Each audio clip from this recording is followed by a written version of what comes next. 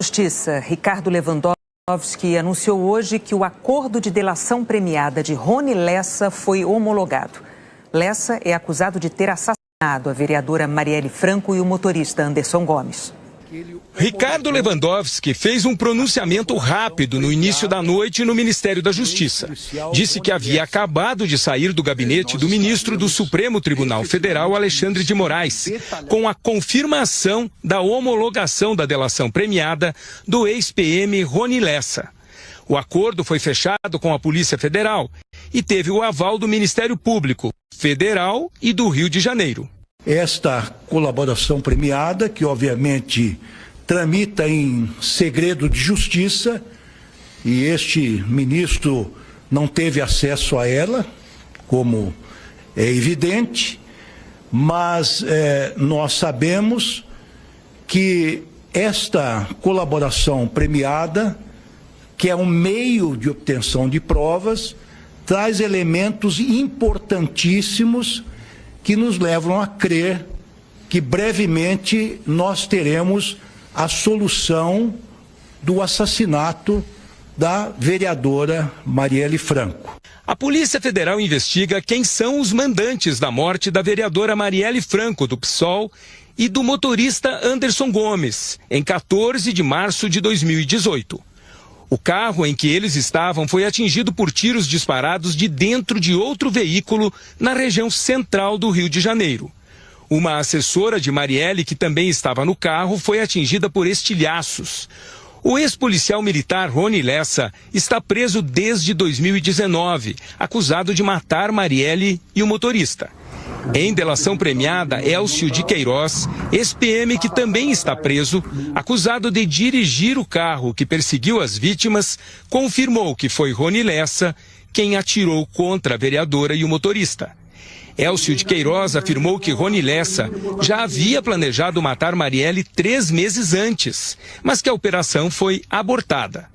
Lessa foi expulso da PM e condenado em 2021 a 4 anos e meio de prisão pela ocultação das armas que teriam sido usadas no crime. A pena foi aumentada depois para 5 anos. Até ser preso, Rony Lessa tinha a ficha limpa. Egresso do Exército, foi incorporado à PM em 1992. Depois virou adido da Polícia Civil. Outros 2 suspeitos estão presos. Maxwell Simões Corrêa, o Suel, foi preso no ano passado após ser apontado como participante do plano de assassinato na delação premiada de Elcio Queiroz. Edilson Barbosa dos Santos, o Orelha, que é dono de um ferro velho, foi preso no mês passado, apontado como o responsável por desmanchar o carro usado no assassinato. Numa rede social, a ministra da Igualdade Racial, Aniele Franco, disse que as notícias que acabam de sair, com os avanços da investigação sobre o caso da minha irmã e do Anderson, nos dão fé e esperança de que finalmente teremos respostas para esse assassinato político, covarde e brutal. O anúncio do ministro Lewandowski, a partir do diálogo com o ministro Alexandre de Moraes, é uma demonstração ao Brasil de que as instituições de justiça seguem comprometidas com a resolução do caso. As investigações do assassinato chegaram ao STF no começo do mês. O caso, que está em segredo de justiça, foi enviado pelo STJ, o Superior Tribunal de Justiça, após ser identificado o suposto envolvimento de pessoa com foro privilegiado no Supremo. O Supremo Tribunal Federal vai decidir se uma decisão do Tribunal do Júri pode ou não ser anulada pelas instâncias superiores. Esse julgamento tem ligação direta com o incêndio da Boate Kiss em Santa Maria, no Rio Grande do Sul. Em 2021, a primeira instância no Rio Grande do Sul condenou Elisandro Spor, Mauro Hoffman, Marcelo dos Santos e Luciano Leão pela morte de 242 pessoas no incêndio na casa de shows. O ministro Lewandowski demitiu hoje o policial penal Jorge José da Rocha Guaranho. Ele é acusado de assassinar o guarda municipal e tesoureiro do PT, Marcelo Arruda, em julho de 2022, em Foz do Iguaçu. A demissão de Guaranho é resultado de um processo administrativo disciplinar aberto na época do crime. Segundo a polícia, Guaranho se declarava bolsonarista e matou Marcelo a tiros na festa de aniversário que tinha como temas o Partido dos Trabalhadores e o presidente Lula. Guaranho está preso e vai a júri popular por homicídio duplamente qualificado no dia 4 de abril. Se o Supremo Tribunal Federal considerar que o Tribunal do Júri é soberano, as condenações dos réus de Santa Maria voltarão a valer. O caso deve ser analisado pelo ministro Dias Toffoli. A segunda instância aceitou um recurso da defesa que alegou que houve irregularidades na escolha dos jurados e anulou a condenação. No ano passado, uma das turmas do STJ manteve a anulação. Agora, o Supremo vai discutir se as instâncias inferiores respeitaram ou não o entendimento do STF sobre anulações de tribunais do júri. O governo anunciou hoje que vai fazer auditoria no cadastro das famílias que recebem o programa Bolsa Família. Essa não é a primeira ação de controle do programa no governo Lula. Desde janeiro do ano passado, o governo cortou 3.700.000 benefícios pagos ilegalmente. Investigações da Controladoria Geral da União, do Tribunal de Contas e do Ministério do Desenvolvimento Social identificaram que havia, por exemplo, cidadãos que não tinham direito ao Bolsa Família por ter renda acima do limite, famílias que recebiam mais de um benefício ou que recebiam benefícios de pessoas que já tinham morrido. Mais de 3 milhões de famílias foram incluídas porque, segundo o governo, reuniam as condições, mas estavam fora do programa. Hoje, quase 21 milhões de famílias estão dentro do programa. O valor médio pago este mês foi de R$ 679,23. O governo desembolsou mais de 14 bilhões de reais. Agora, as grandes fraudes envolvendo crimes cibernéticos de adulteração dos dados cadastrais vão ser o foco da fiscalização. O ministro do Desenvolvimento Social, Wellington Dias, explicou que essa tarefa vai contar com a inteligência artificial. O que queremos é evitar fraude na base da prevenção. Não esperar primeiro ter a fraude para depois descobrir. Nós queremos evitar antes do primeiro pagamento. O ministro afirmou que o governo está investindo 200 milhões de reais na modernização dos sistemas que já existiam. Com a inteligência artificial, a fiscalização vai ser mais rápida e precisa no acesso e no cruzamento de todas as bases de dados do serviço público, como informações sobre emprego, renda e tamanho das famílias. O economista Marcelo Neri afirma que as ações são essenciais para que os benefícios cheguem a quem realmente necessita. Para poupar recursos públicos, destinar aos mais pobres dos pobres, que é o espírito do CAD Único e do Bolsa Família, finalmente, não só por uma questão de equidade, mas uma questão de eficiência. Você fazer cada real chegar mais no mais pobre, é preciso ter uma ação mais estruturada para que o programa melhore, não só no... A Receita Federal identificou aplicativos falsos que se passam por oficiais para roubar dados dos contribuintes. Além do cuidado com as informações que vão ser prestadas, o contribuinte também tem que ficar atento aos golpes ao declarar o imposto de renda. O alerta é do governo federal. Campanhas maliciosas estão induzindo os usuários a baixar e instalar aplicativos falsos a partir de diferentes lojas virtuais. As informações sobre a declaração do imposto de renda estão disponíveis no ambiente virtual. Nem tem necessidade do contribuinte, em caso de dúvida, aparecer pessoalmente nos guichês da Receita.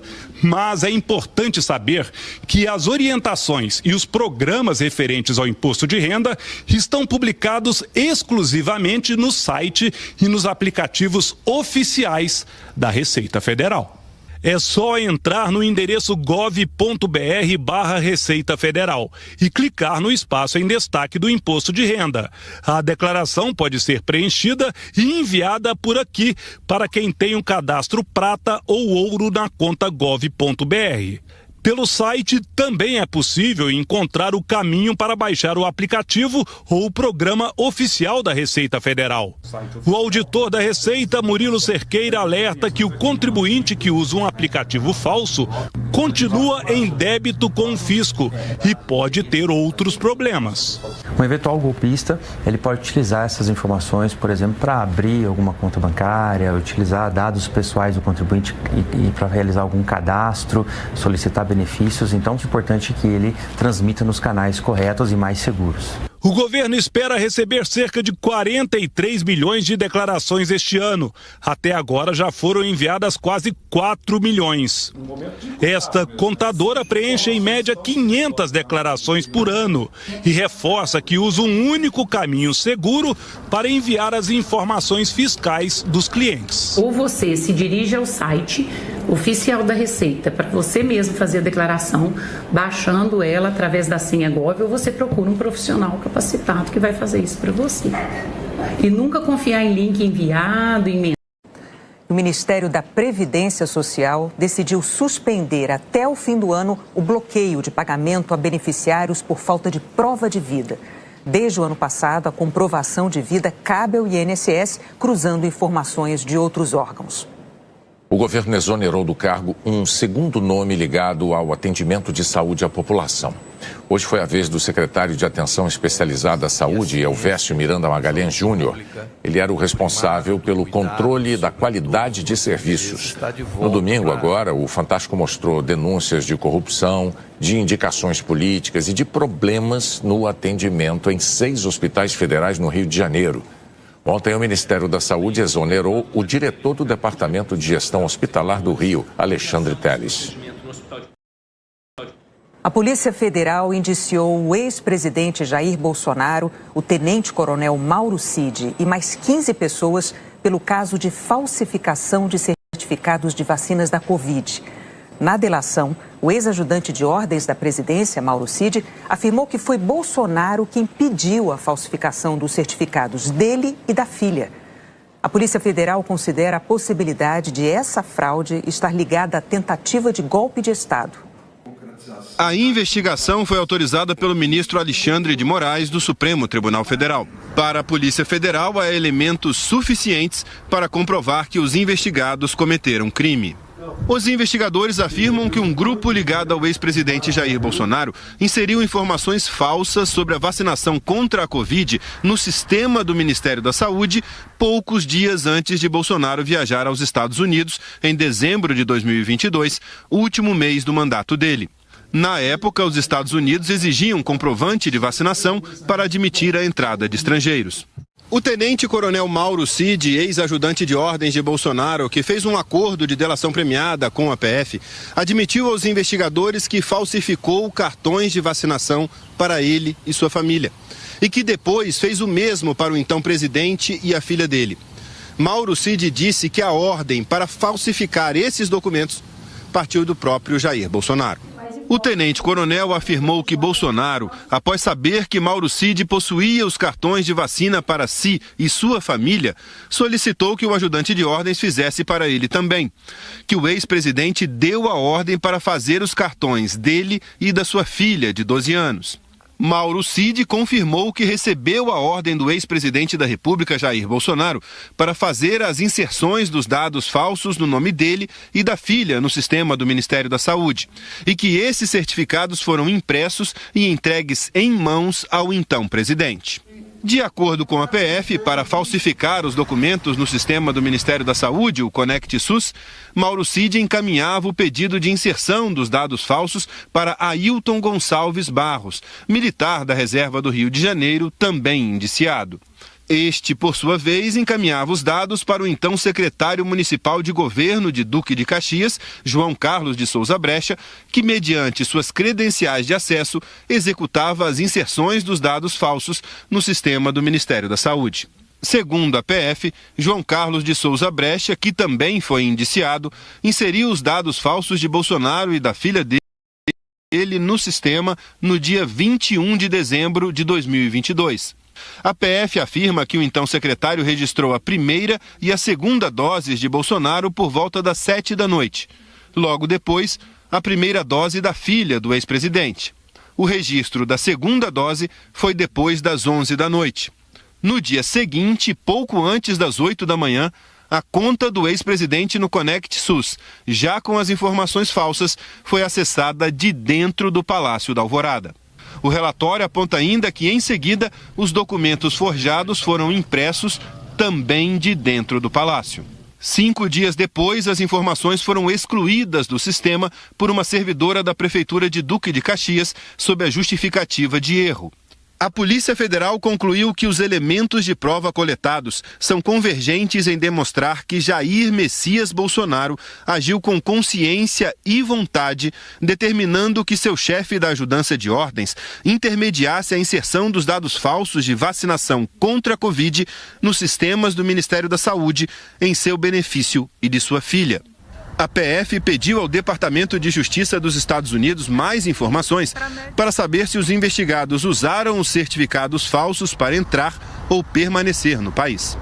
No fim do relatório, a Polícia Federal liga o caso dos certificados de vacinação à investigação de um plano de Bolsonaro e aliados para dar um golpe de Estado e impedir a posse do presidente Lula.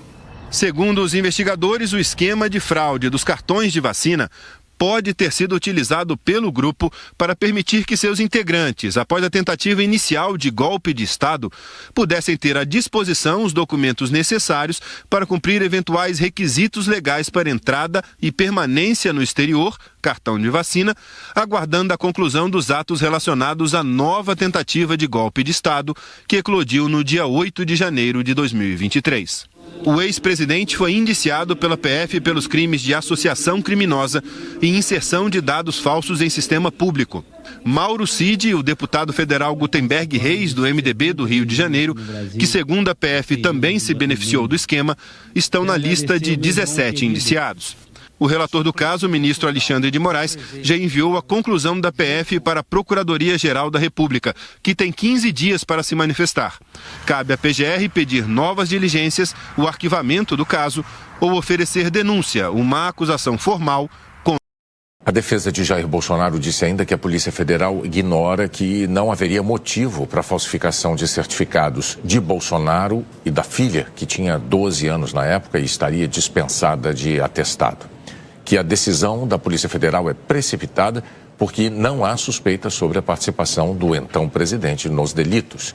Que, se alguém tomou essas providências, o fez por iniciativa própria, à revelia de Bolsonaro e da filha, e que não há provas do contrário nos autos. A defesa de Jair Bolsonaro afirmou que o ex-presidente, por convicção pessoal, jamais fez uso de imunizante contra a Covid. Que ao entrar nos Estados Unidos, no fim de 2022, o atestado não vacinal não foi pedido a Bolsonaro porque, ou melhor, o atestado vacinal não foi pedido a Bolsonaro porque ele era presidente.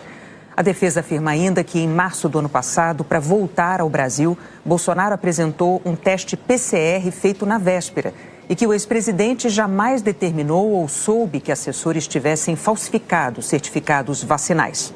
A assessoria de Gutenberg Reis afirmou que ele não vai se manifestar até que a defesa tenha acesso integral ao processo. A defesa de João Carlos de Souza Brecha disse que não teve acesso ao relatório da PF, às provas mencionadas e que vai demonstrar a inocência do cliente. Ailton Gonçalves Barros e a defesa de Mauro Cid não deram retorno ao nosso contato. O Supremo Tribunal Federal da Suíça determinou a repatriação para o Brasil do equivalente a 82 milhões de reais bloqueados em contas bancárias vinculadas ao ex-prefeito de São Paulo, Paulo Maluf. Em 2017, o Supremo Tribunal Federal brasileiro condenou Maluf por lavagem do dinheiro desviado de obras públicas em São Paulo. O Ministério da Justiça, o Ministério Público e a Advocacia Geral da União pediram à Suíça o bloqueio e a devolução do dinheiro. Não cabe mais recurso contra a decisão da Corte Suíça. A seguir, o calor agrava os problemas da infraestrutura elétrica em São Paulo. A ONU emitiu hoje um alerta vermelho para as mudanças climáticas. O relatório anual da Organização Meteorológica Mundial afirma que, sem ações urgentes, as mudanças serão catastróficas para a civilização. O relatório confirmou que o ano passado teve as temperaturas médias mais altas já registradas e que 2024 pode ser ainda mais quente. A secretária-geral da organização, Andréa Celeste Saulo, disse que o ponto mais preocupante é o aquecimento dos mares, que afeta a cadeia de produção de alimentos. Aqui no Brasil, a onda de calor que aumenta o consumo de energia acaba agravando falhas no fornecimento. Pelo segundo dia seguido, a falta de luz comprometeu o atendimento num dos maiores hospitais públicos de São Paulo. Já estava com um mês agendado. Chegar aqui nada, né? Eu vim em busca de uma renovação do remédio que eu tomo e eu vou ficar sem medicamento. E não foi só na Santa Casa. Outros hospitais, residências e o comércio dessa região importante do centro estão sem energia desde ontem. O apagão é o terceiro de grandes proporções nos últimos dias. Na sexta-feira, o aeroporto de Congonhas suspendeu pousos e decolagens durante 1h30 depois que a torre de controle ficou às escuras. No fim de semana, clientes e lojistas da rua 25 de março encararam um dos dias mais quentes do ano sem ventilador ou ar-condicionado, também por causa de uma pane elétrica. A Enel, concessionária responsável pelo fornecimento na cidade de São Paulo, alega que não tem culpa pelos problemas e que eles não estão relacionados e nem têm uma única causa. Especialistas ouvidos pelo Jornal Nacional afirmam que esses apagões recorrentes não acontecem por acaso. Na visão deles, as falhas em dias de calor intenso indicam que os problemas estão concentrados na distribuição. A última das 3 etapas que a energia precisa percorrer para chegar até aqui. Nos últimos meses, o Brasil vem batendo recordes de consumo. Em novembro do ano passado, o pico foi de 101.475 megawatts. Em fevereiro, chegou a 101.860. Na sexta-feira passada, o maior patamar da série histórica, que vem desde 1999, 102.477 megawatts. O operador nacional do sistema elétrico também registrou o aumento da carga máxima acompanhando a elevação da temperatura, tendo como pico o dia 15 de março em São Paulo. Este professor do Instituto de Energia e Ambiente da USP diz que as falhas no abastecimento revelam deficiências estruturais. Os indicadores de falha que aconteceram recentemente são claramente um sintoma de que o sistema perdeu confiabilidade. Quando ele perde confiabilidade, os motivos são falta de expansão, falta de atualização e falta de manutenção preventiva. Números da ANEEL, a Agência Nacional de Energia Elétrica, mostram que as distribuidoras do país também estão demorando mais para solucionar os apagões. De 2021 para cá, o tempo de atendimento das ocorrências emergenciais subiu de quase 4 horas para 4 horas e meia, um aumento de 23%. No caso da Enel, o tempo de espera passou de cerca de 9 horas para quase 16 horas, crescimento de 81%.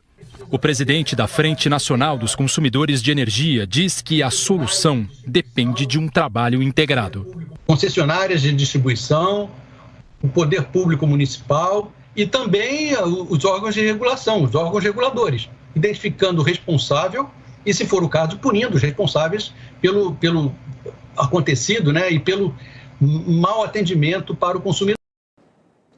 O alto comissário da ONU para Direitos Humanos declarou que as restrições de Israel à entrada de ajuda humanitária em Gaza podem constituir crimes de guerra. Volker Turk alertou contra o uso da fome como método de guerra. O governo israelense respondeu que está fazendo tudo ao alcance para entregar mantimentos. Hoje, o Canadá anunciou que não vai mais exportar armas para Israel. O ministro das Relações Exteriores israelense lamentou a decisão e disse que ela fragiliza o direito do país de se defender do Hamas. Uma delegação de Israel está no Catar negociando um cessar-fogo. Bom, o verão, pelo menos em tese, está acabando. Vamos saber da Eliana se o calor vai diminuir um pouco com a mudança da estação. Eliana, boa noite. Oi, Renata. Boa noite para você e para o Bonner e boa noite para você. O verão se despede, mas o calor ainda não. As temperaturas ficam muito altas também no primeiro dia do outono, que começa daqui a pouco, à 00h06, pelo horário de Brasília. Em Boa Vista, máxima de 38 graus. Em Cuiabá, Vitória e no Rio de Janeiro, 36. Em Porto Alegre e Campo Grande, 34. Em São Paulo e Maceió, 33. Em Belo Horizonte, 31. Brasília deve ser a capital menos quente, com 28 graus. Poucas regiões têm previsão de sol o dia todo. Esta faixa que vai do extremo norte do estado do Rio de Janeiro até a divisa da Bahia com Sergipe. Esta outra no oeste de Mato Grosso do Sul e de Mato Grosso e também esta no norte do Brasil. Nas outras partes do país, há a possibilidade de chover, com fortes pancadas de chuva nessa área em verde escuro, que se estende de Manaus a Palmas, Macapá e até Natal. E principalmente na faixa azul, na fronteira com o Uruguai, por causa de uma potente frente fria, que deve chegar ao Rio de Janeiro até o fim da semana. Amanhã, os maiores volumes de chuva são esperados no Rio Grande do Sul, nas regiões de Uruguaiana, Bagé e Rio Grande. Os temporais também podem atingir a região serrana do Rio, o Vale do Paraíba em São Paulo, a divisa do estado com o sul de Minas e parte do Triângulo Mineiro. Nas regiões metropolitanas de São Paulo, do Rio e de Belo Horizonte, pancadas de chuva mais rápidas e isoladas. Enquanto em grande parte do Ceará, Piauí, Maranhão, no norte do Tocantins e no leste do Pará, a chuva vem mais intensa. Inclusive em Belém, São Luís, Teresina e Fortaleza. Todas têm risco de chuva forte a qualquer hora do dia. Já durante o outono, os temporais tendem a se concentrar no leste da região Nordeste e em São Paulo e no Rio. No norte, os rios da Amazônia devem continuar abaixo da média, mesmo com chuvas mais frequentes. No centro-oeste, as queimadas devem aumentar, por causa do período mais seco na região. Em relação ao calor intenso, ele ainda pode ocorrer, principalmente no interior do Paraná, de Mato Grosso do Sul e de São Paulo. E o frio vai ser visto em poucos dias, ao longo do outono. Mariliana, a gente sabe que a partir do segundo semestre o El Niño vai embora e chega um outro fenômeno chamado de Laninha. O que a gente pode esperar da Laninha? Olha, Renata, os cientistas alertam para o risco de novos extremos de chuva. São grandes volumes em pouco tempo que aumentam o risco de eventos graves, de inundações e de deslizamentos. O fenômeno climático Laninha está previsto para começar em julho. Nesse momento, estamos com o El Niño, que vai se desconfigurar em breve. Em poucos meses, devemos passar para a Laninha. Ela é o contrário do El Niño. Ele aquece o Oceano Pacífico na altura da linha do Equador. Ela resfria. Os dois têm impactos no clima do planeta, inclusive no Brasil. O CEMADEM, Centro Nacional de Monitoramento e Alertas de Desastres Naturais, fez estas análises com base em anos de condições parecidas com a que vamos ter agora. Mudança de El Niño para Laninha no intervalo de poucos meses. Eles chegaram a estas conclusões. No sul, a probabilidade de eventos extremos de chuva é maior no leste de Santa Catarina e no litoral do Paraná. No sudeste, no leste de São Paulo, principalmente na Baixada Santista e no litoral norte. No sul de Minas, no litoral sul do Rio de Janeiro e nas regiões metropolitana e serrana do estado. No nordeste, as tempestades severas podem atingir o sul da Bahia, especialmente cidades litorâneas. E no norte do Brasil, o norte do Amapá, do Pará e a região de Manaus. As regiões norte e nordeste também podem registrar um aumento nos casos de dengue nos próximos meses. Até amanhã, Renata Bonner. Eliana Max trazendo muita informação sobre o tempo. Obrigado, Eliana. Até amanhã. A seguir, a ONU pede que países parem de deportar. A ONU pediu que países parem de deportar haitianos que fogem da violência. Os migrantes têm sido mandados de volta para o Haiti em condições desumanas.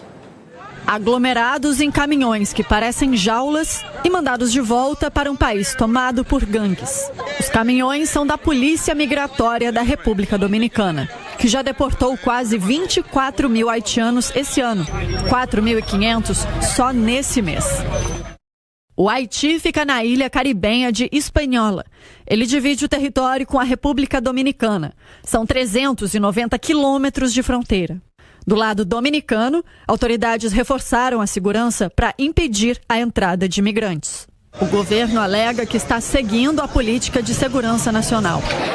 Para os haitianos deportados, voltar para casa virou uma jornada perigosa. Gangues tomaram o controle da capital do Haiti, Porto Príncipe, e libertaram quase 4.000 detentos de presídios. O governo americano deportou 1.532 haitianos no ano passado. Mas muitos imigrantes estão aqui há décadas e com a situação regularizada. Placas como essa, em pleno metrô de Nova York, que dizem Pequeno Haiti, mostram como é grande a comunidade de haitianos nos Estados Unidos. É a maior de todas fora do país. E nessa região do Brooklyn, a gente percebe que o principal idioma falado aqui não é o inglês, mas sim o crioulo. O crioulo é derivado do francês e é o principal idioma falado no Haiti. Rico nasceu lá, mas vive nos Estados Unidos há quase 50 anos. Ele é diretor de uma rádio que leva informações do país natal para haitianos que vivem em Nova York. Ele conta que tem transmitido notícias cada vez mais tristes. As pessoas ligam de lá e começam a chorar no meio do programa, enquanto estão no ar. Elas descrevem para a gente o que aconteceu com suas famílias, conta ele. São histórias de pessoas que levaram tiros no meio da rua. Haitianos que passam fome porque têm medo de irem ao mercado e serem baleados. Mulheres grávidas que fazem o parto em casa porque o caminho até o hospital é arriscado demais. Também em entrevista ao Jornal Nacional, a representante da Cruz Vermelha no Haiti explicou que a crise agravou problemas crônicos do país. A falta de acesso à água potável, o atendimento de saúde básico, com quase 300.000 pessoas desabrigadas, é o custo da violência. Só 2 hospitais estão em operação para receber pessoas feridas por arma de fogo. Para Rico, a tragédia ultrapassa as fronteiras. Alguns haitianos estão mais impactados do que outros, mas todos nós fomos afetados.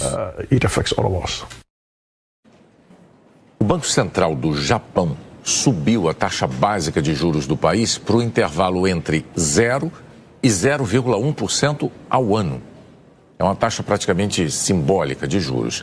Mas é que antes dessa decisão, o Japão vinha mantendo uma taxa de juros negativa como uma forma de estimular a atividade econômica.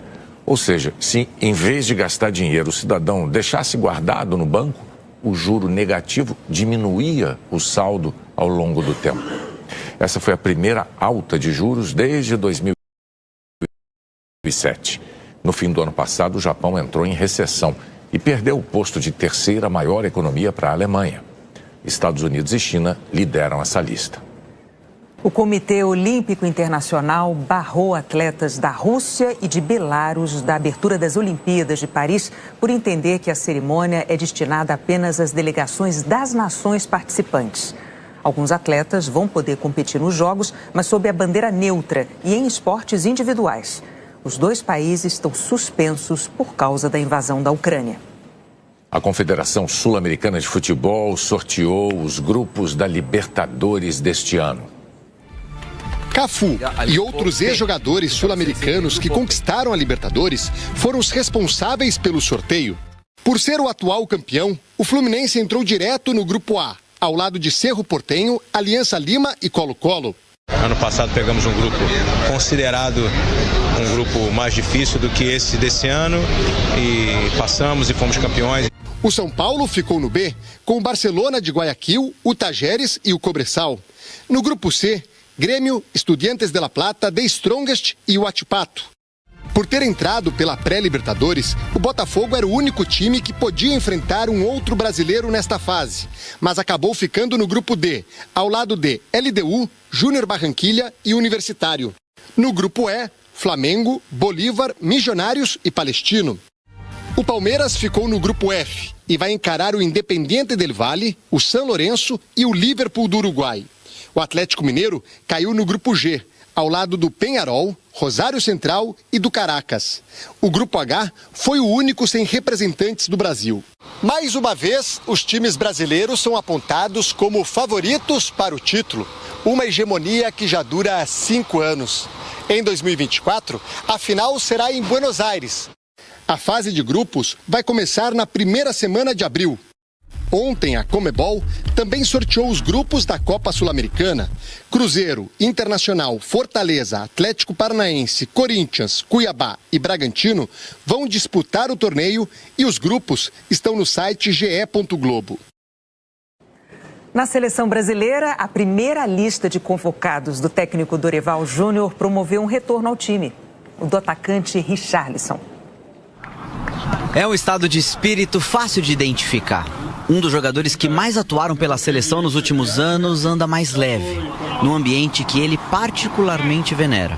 A seleção para mim em primeiro lugar, é Deus no céu e a seleção aqui na terra. Em pouco mais de um ano, Richarlison viveu emoções bem diferentes com o uniforme do Brasil. Marcou 3 gols na Copa do Catar no fim de 2022, um deles eleito o mais bonito do Mundial. Já no ano seguinte, na estreia das eliminatórias, chorou no banco de reservas. Ele não marcou nenhum dos gols da goleada sobre a Bolívia, por 5-1 em Belém. Na época, também estava em uma fase no Tottenham, clube da Inglaterra em que joga, e admitiu que buscaria ajuda psicológica. Salvou minha vida, assim, de uma hora para outra, assim, porque eu já estava no fundo do poço mesmo, sabe? É muito importante ter um psicólogo perto da gente. Além da mente, o atacante cuidou do corpo. Passou por uma cirurgia no pubis, se recuperou, voltou a jogar bem e a ser convocado.